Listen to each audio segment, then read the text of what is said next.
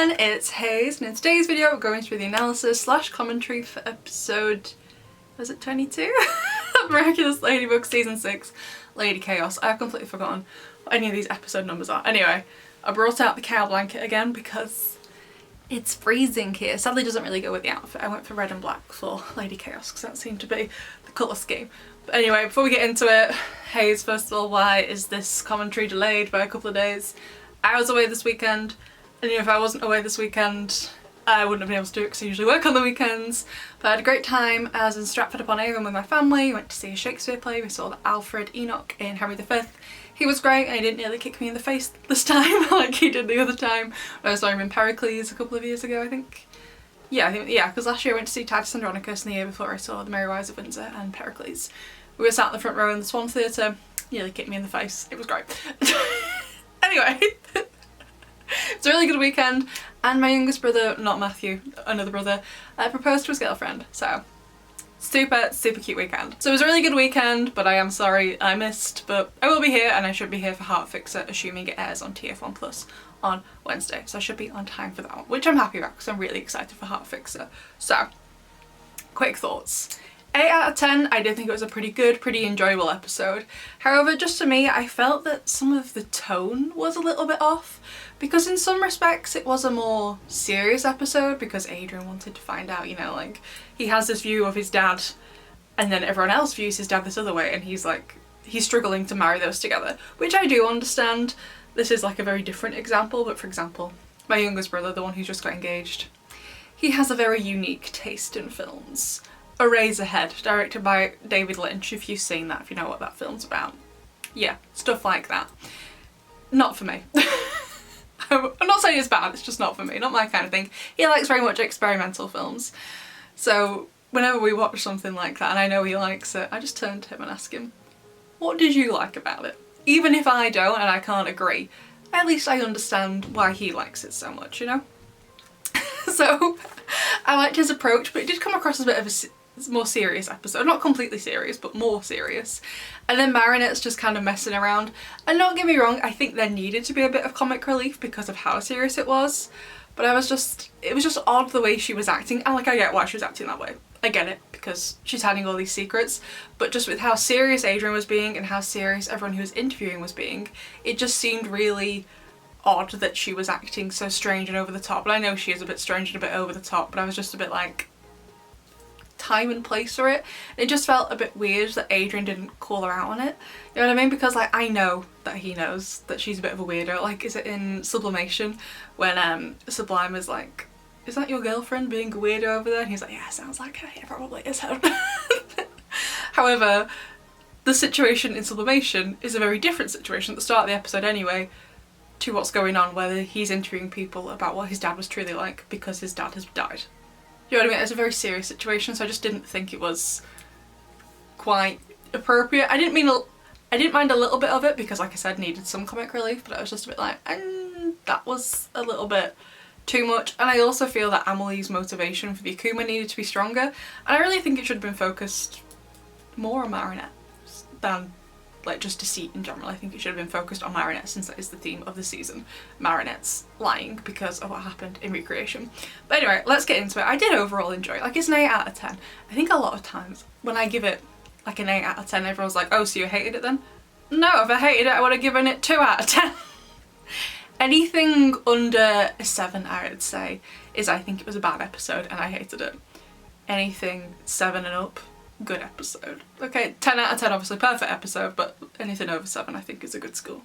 Okay, like, I read a lot of books. Last year I read 109 books. For me, anything 3 stars or above is a good book. Anything lower than that, bad book. So 8 out of 10 is still a good score. Okay, so like I said, I really liked the opening with the therapy session. I do think it's a good idea for Adrian to find out why other people thought Gabriel was a good person. I know they lied to him, but I do think that is in general a good idea. However, and I was hoping that we'd find this out, that Adrian was the one who destroyed the Gaby Baby statue in the park. Was really hoping it was him, but I really hope we get to see it. I'm fine with it not being in this episode because I know they're all kind of out of order and stuff, but I hope there is like a clip in an episode we haven't seen yet where we get to see him destroy it, and like the motions he goes through, the thought process he goes through to get to that point. I would have really, really loved to see it. I'm glad he did it though. I think that's great. I just want to see it. And also I thought Nino was great in this episode when they're in Adrian's room. Adrian's like, I want to do this, and Marinette's like, not so sure about that. Nino was great. The way Nino was acting was the appropriate level, I feel, of comic relief needed for this episode, whereas Marinette's was just a bit silly and over the top given the gravity of it. If she was acting like this in Fairy Goodnight, which is much less of a serious episode, I'd have no problem. But like the gravity of this episode, what they were discussing, I felt it needed to be a bit more serious from her. But Nino's attitude in this episode was great, although I did like this little bit from Marinette, and she's like, oh yeah, we can find those people who think your dad was a good person, you know, if they even exist. That was great. And then she goes on to give a summary of the past 5 seasons. I don't even need to watch the past 5 seasons, just give a new viewer the scene. Boom, done. You don't need to know anything else. Although she did call Gaby Baby, I know it was a joke, Daddykins. It's a no one, and I love it. And then I like how she ends the rant with, and also his pancakes are really bad. Excellent. Amazing. And honestly, when Natalie offered to be like, yeah, I can, you know, I won't lie to him full out, but I can admit the truth because he was like an alright guy when I first met him or whatever. I did think that was fair enough because, in my opinion, Natalie definitely used to be in love with him. Okay, I don't really see how you can watch like seasons 2 and 3 particularly of Miraculous and be like, yeah, no, Natalie didn't feel anything for him. Could you argue Gabriel didn't? Yeah, definitely, but Natalie definitely felt something for him. So I did quite like her scene when she's talking to Adrian because I felt she largely did tell the truth as far as I'm aware. I don't know, I wasn't there. We haven't seen a great deal of the flashbacks, so I'm not sure.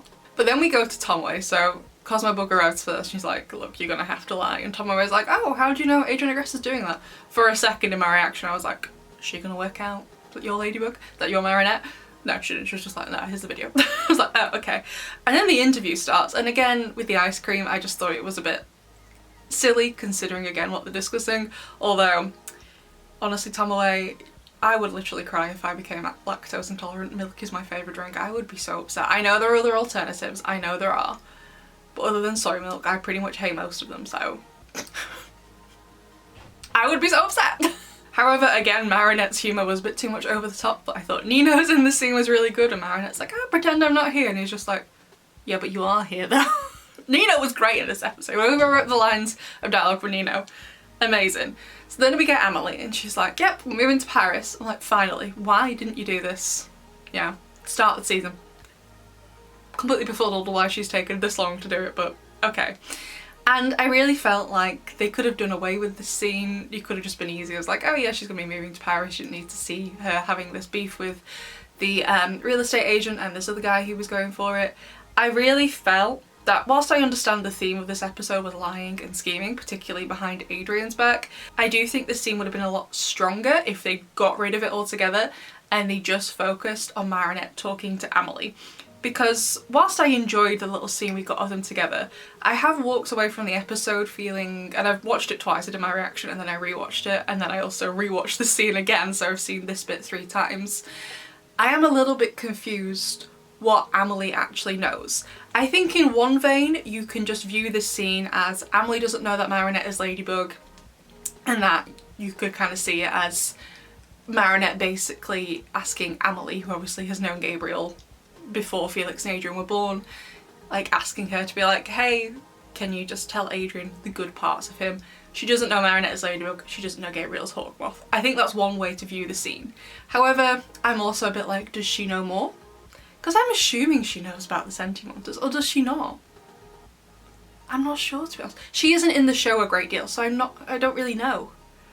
Does she? Does she not? Does she know Felix is one? Does she know Adrian is one? I don't know. But then also at the end of the episode, we will get to the end scene properly later, she does say like Ladybug will be exposed or whatever, all these lies and stuff. So it's just like, has she managed to put 2 and 2 together about Marinette and Ladybug? And she's just not told Marinette yet. So whilst I don't mind some things being a mystery, I walked away from this scene feeling a little bit confused about what Emily actually knows. So I feel if this scene had been longer, to try and explain things better to us about what she does know or possibly what she does suspect, and then maybe Emily does get akumatized due to Marinette, which I know that would mean during the Akuma that Amelie or Lady Chaos would go for Marinette. Obviously she can't find her because she is Ladybug, but I just think that would be a lot more interesting and bring up a lot more conflict than just deceit in general. Because Marinette does go for it. The best scene, I think, in the episode was during Amelie's interview, the next scene after this one. And the way Amelie would say like, oh, Gabriel was harsh, and Marinette was like, oh, but harsh in this way, and Amelie would say something else, and Marinette would be like, oh, but she means it like this. It's like, yeah, he was quick to abandon you, but only abandon you because he needed to help your mum, and then he could quickly come back to you, and then you could be a happy family together or whatever. So I really liked the way Marinette twisted and manipulated everything. I really, really enjoyed that scene because it wasn't done in a funny way. And Amelie was getting progressively more and more and more wound up, and I think by the end of it, Amelie could have been like, hey Marinette, can we just, you know, have a quick word? And Amelie's like, I really don't appreciate this. You're trying to do this, making me lie to my nephew. But then Marinette tries to justify it to her, and I think that would have been a much stronger cause of the Akuma instead of seeing the man with his dog instead. Although when Adrian's like, I want to talk to one more person, and he starts giving the hints, it's like, okay, yes, obviously Ladybug he's referring to here. But when I was watching it, I was like, oh, well, what about Audrey? You know, like, we know that Gabriel has known Audrey for quite a while. I would think from what we've been told that it seems like he's known her since before Adrian was born, by the sounds of it. I think, I'm not 100% confident on that. But I was like, what about an interview with Audrey? But then Nino's just like, don't worry, I can contact Ladybug, don't you all know? I am Carapace. Ladybug's obviously fine with it because he still has his Miraculous, but I just like, you could just see Marinette getting more and more annoyed with Nino in the episode. It was so funny. And then we get to the Alia part, and I'm not sure if this episode is set before or after Revelator. I can't work it out. Now I understand they erase Alia's memory in Revelator, so it will have no bearing in that situation, but obviously by the end of the episode Marinette realises like, yikes, I cannot ask Alia to lie for me because she has this reaction.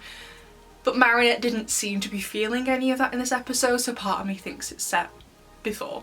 Although in general I liked the plan. It's like, okay, Marinette's like, well, as Ladybug I passed out, so I don't actually know what happened anyway, so feel free to say whatever you want because I don't actually know what happened. I mean, of course we all know that she didn't.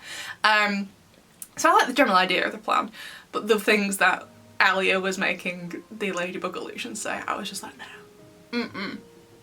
If this was written, oh my god, no. No. No. So, that he loved you. Made me feel uncomfortable. And then at the end, she's like, oh yeah, and then can you tell Nino I'm gonna need his talent as an Akuma 5, if that's alright, if everyone just goes. But Nino's like, yeah, sure. What even are these secret identities anymore? Are we just not bothering? No. And then Tiki, oh my god, Tiki was funny. I think it was unintentionally, but she was just like, before Marinette transformed in that alleyway, Tiki was like, Adrian seems to feel much better after all of those people told him the things you told them to tell. This episode really shouldn't have been as funny as it was because of how serious it was. But some of the lines were absolutely, absolutely amazing. Now for the Akuma. I've said before that the Akuma fight is usually my least favourite part of the episode, but I really, really, really enjoyed the Akuma this time around. It was so good, so fun. I was kind of right when I say my theory. It was a bit like Lies in terms of, obviously in Lies you get paralysed if you go in the dome, but it also got bigger like in Lies. It was a bit like Timebreaker as well, where her staff like recharged, if you will. It was really, really cool, really enjoyed it. I loved the way it was solved with Nino running in to try and save those people. Amazing, he was great in this episode. And then, oh my god, you should, oh my face in the reaction when, so obviously they've done the illusion to try and get Cat Noir as close to Lady Chaos as possible. He's already done the Cataclysm. Cataclysm's the staff. Boom, Akuma over, but then he goes full cat blank. Oh my god. Oh, I was enjoying myself. I did like know when I was watching like, this is not going to go anywhere. It's fine, the episode's almost over. She's going to do the Miraculous Ladybug, but I loved it. Oh, I was having so much fun. And then immediately when she's done it, he just goes, what was I doing? Was I trying to murder everyone? Oh, I'm sorry everyone. Look on his face. Precious boy. I really, really loved the Akuma. So, so good. However, I do really feel that this episode lacks conclusion. But that being said, I feel like, I know Heartskip is on Wednesday, but I do feel that it's like going to be like an unofficial part 2 to the episode. So if you remember, I'll put this on the screen from the trailer, this is from one of the trailers. I think this could be from Heartskip. I'm not sure, I didn't include it in my big theory video because I wasn't 100% sure. But Adrian's asked her to draw that portrait of a happy Gabriel. And I was like, that's going to be a struggle. God. And I was like, Adrian, you don't know what you're asking. Obviously I know he doesn't know, but I was like, okay. So I'm wondering if possibly Heartskip, I know episode code, I think it's 20, not 23, but I feel like it's like the part 2 of this. So I feel like it's set chronologically afterwards with the portrait, so I'm just a bit like, okay, so that's why I feel like this episode lacks a bit of a conclusion. I'm trying not to hold it against it because I feel this is kind of the part 1 and Heartskip will be the part 2. Because another thing I feel is there aren't really any consequences to Marinette. Sorry, that was the bin lorry going past, the garbage truck. I feel like there weren't really any consequences for her and her lying in this episode. So I feel like Heartskip, because again I feel like Marinette, we see in the trailer she's got the diary's full, she's got that letter from El Toro de Piedra to Adrian from Gabriel. I feel like Heartskip is going to be the conclusion to all the lying and scheming that she did in this episode, if that makes sense. Because there was just a lack of conclusion and there was no comeback on Marinette, which sounds mean, but like, you can't lie like this, especially in a kid show, and not have like a lesson taught you or whatever. So I feel like Heartskip is going to be that. So perhaps I'll change my mind a little bit on Lady Chaos once we have Heartskip, but for now I'm going in with that assumption. If there is no conclusion like that in Heartskip, Lady Chaos is very strange in that case. And then we have the ending with Felix. First of all, I'm glad he was in it, because when I was watching the trailers I was like, where is this boy? His mum's been akumatized. I don't want to be there if my mum's being akumatized, especially when he's a superhero, you know what I mean? Like, why didn't you turn up? I'm assuming he was in England, but I don't know.